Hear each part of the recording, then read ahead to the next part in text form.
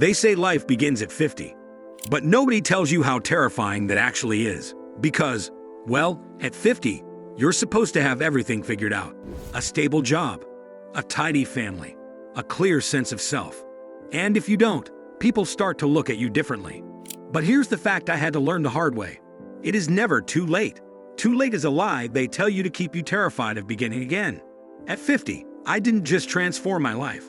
I rewrote it. But I had assembled a life that took good pictures. Fake smiles during dinner parties, a decent job, birthday cards I didn't mean.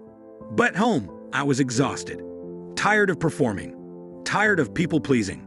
Tired of living on autopilot. I would be waking up in the morning already feeling defeated. As though I were holding the weight of a life that did not belong to me.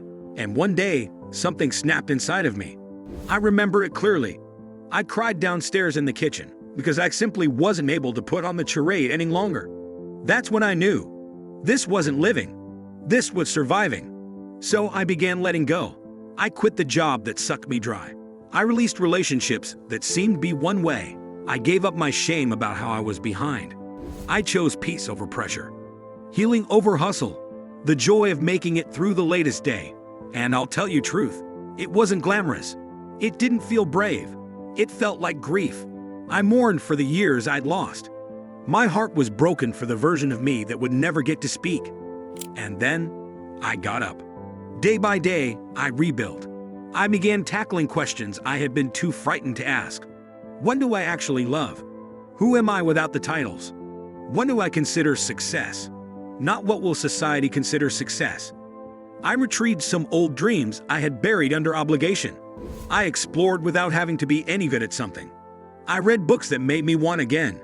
I shuffled in silence until I found my voice again. And slowly, I met myself.